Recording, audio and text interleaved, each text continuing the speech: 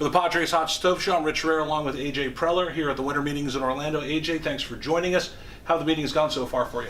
Good. I mean, I think the group started getting in yesterday on Sunday, flying in from San Diego for the most part in different parts of the country, and then I think today a chance to sit down with a lot of agents and individual clubs and continue the process of seeing what's realistic for us from an acquisition standpoint. Let's do some housekeeping before we get to the winter meetings. First of all, congratulations on the extension. You and Andy Green both got extended this year.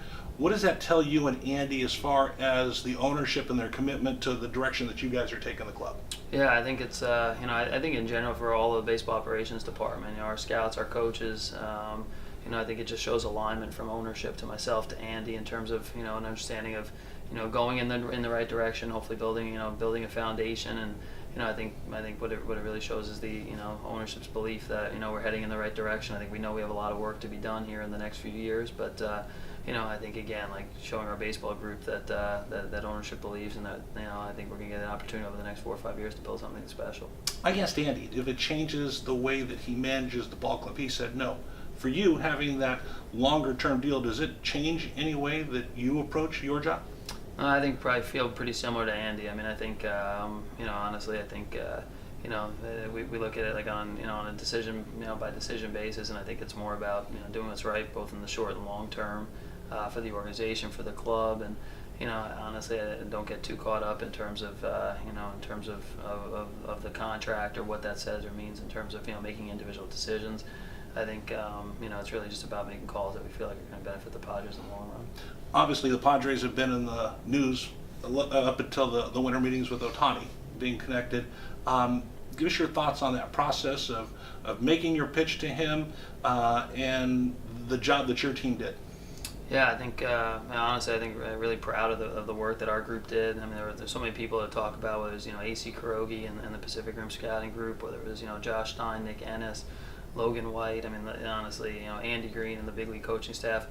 I think like going through it, obviously disappointed we didn't end up with Shohei as a Padre. But I think in terms of what it said about our group, our organization, the ability for a lot of people to come together, the belief that our group has in our plan, I think that came through loud and clear. So I think getting the player in these things is always important, but I think going through the process with the team, really proud and pleased with the effort our group put in.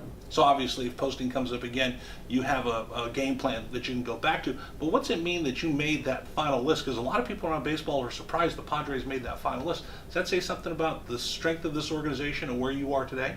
Yeah, I mean, I think a few things. I mean, I think from the again, like Bill, starting with the Pacific Rim group and having that team hopefully become a force in baseball in Asia and in Japan especially. I think that's all part of it.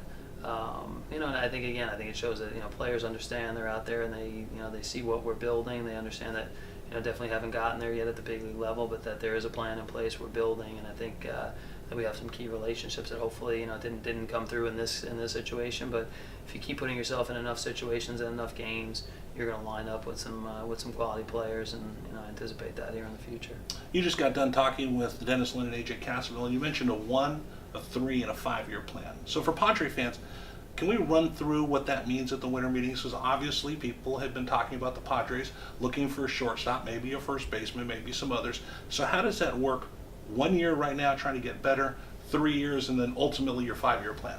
Yeah, I mean, obviously in the short term for 2018, we have goals that we want to get to, goals from, that we think in terms of, our performance on the field, in terms of development for our players, and there are, I think different players as we sit down and talk about it that are going to fit maybe in, a stopgap or somebody that's going to help us develop players better or give us a chance to, to contend this year in the NL West. I think equally as important and for us is looking at the 3 to 5 year run and trying to line up prospects coming up together, trying to line up development of young players, not sacrificing anything for the short term, to affect anything negatively in the long term. And I think you look at players that are going to be part of the plan and the program for multiple years, and I think that's all part of our trade discussions, a part of our free agent discussions. I think there are players we're going to be talking about that are we're going to look at it and say, okay, these are going to be good Padres for 18 that are going to help us accomplish our goals for this year. and there's going to be guys that we feel like are going to be part of the next wave of Padre players in multiple ways, and guys that may bridge a couple of different groups together. So I think those are all things that we factor in. We try to make acquisitions, and I think that's all part of our discussions for this week. Do you feel pressure, or are you comfortable being patient, waiting for that moment when the Tatis juniors and the rest of this amazing crop of minor leaguers finally get to Petco Park? Yeah, I mean, I think patience in general in sport, but I think patience, especially in baseball, is key, because a lot of times these are, it's not just a linear rise, and it's not just, I think with guys, they're going to come in and there's going to be some growing pains usually. So, I think you have to show patience in general, patience with the plan, and making sure that you're able to line up what we want to do. And then with players, when they come up from a development standpoint, I don't think you want to look up and rush to judgment or anything like that. I think we feel like we know players, we know their backgrounds, we believe in certain guys, and with those guys that you believe in, that you put the work in. I think it's important to be patient again with that group, and I think I think that's all part of for us that medium and long term strategy is making sure that we're not reactive, and that we've done our homework, and then trusting in that process and those evaluations. Looking at the World Series winners for the last couple of years, a similar game plan where they're going to build it through the minor leagues, be patient. I think Houston probably took longer than they thought. Maybe the Cubs are a little sooner.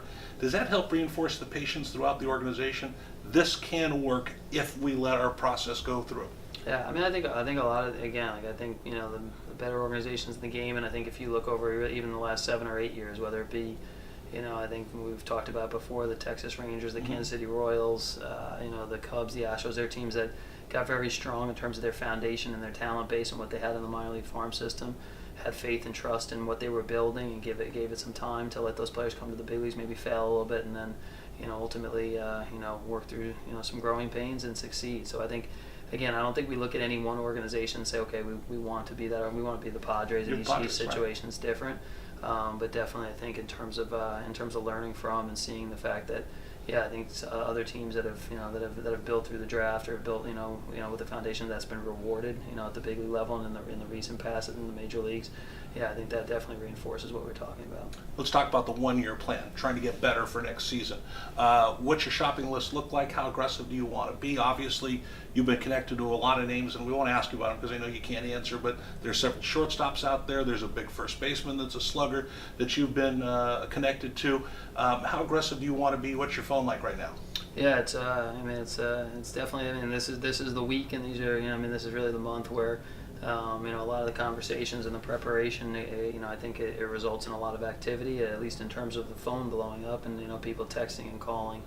I think for us short term, coming out of it, I think we want to have the shortstop position solidified, and that may be internal. We've talked about some of our young kids that are coming up through the system, but then I think also we may end up looking at the free agent route or the trade route and lining up this year, maybe in a little different fashion than we have in the last off season or so. I think on the pitching end, starting pitching wise, we're going to go tap in and sign a few more free agents, starting pitching options. We'll look at the trade market there as well, and in the bullpen.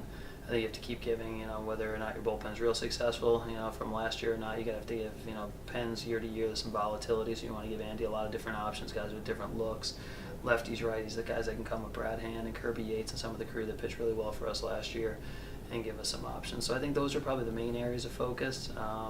But again, we're going to be open. I think it's that time of year where you'll get, you get a lot of calls, and some most expected, some unexpected, with some different ideas, and you want to flush them out and be prepared to move and act if it's something that we think makes sense. Let's stay with pitching for just a second. I want to go back to shortstop after that. By the way, check that, because that might be a big trade coming down. You never know. We'll break it right here. Joel Ishii, obviously there's some mutual interest and still conversations going on. Yeah, I think reached out to Peter Greenberg, his agent, yesterday. He got in today, so we'll continue the conversations here this week. Shortstop, which is something the Padre fans ask me about all the time.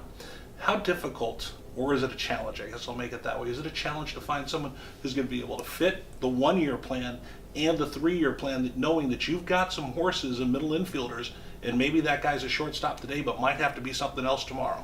Yeah, I think that's all part of our discussion, is whether somebody has versatility from a position standpoint. What happens in the next few years if hopefully the guys that we have in the system are able to come up and be part of the conversation at the big league level. but also, how certain guys fit with the development of the young players as well, and whether they're going to, help to either allow those guys to mature and develop, at the minor league level, and I think, how that fits in, and then also when you come to the major leagues, guys that set an example, or, guys that our young players can learn from and grow from. So, I think those are all part of the discussions. I think, it's all part of the conversation here this week. It's been part of our evaluation over the course of the last, few months, and I think the exciting part is knowing I think, we have some long-term answers in the infield. But then also understanding what's the best way to fully allow those guys to come up and develop and be what we think they're going to be, and which players fit in for us. Does it make it a goofy puzzle piece at shortstop, knowing that I can't just go out and sign a guy for 5 years, he's going to be my shortstop for 5 years, because maybe that's not the type of guy I want. Maybe some guys don't want to be that short term.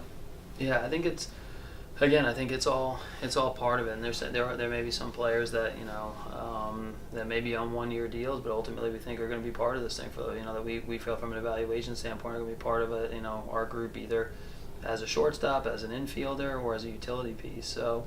I think this is, it's all part of us trying to figure that out here this week, and I think that factors into the acquisition cost if, either in a trade, with what type of prospects we have to give up, or in a free agent situation with what kind of money we have to give up and what kind of commitment we have to make, and we'll weigh it all out and hopefully make some good decisions.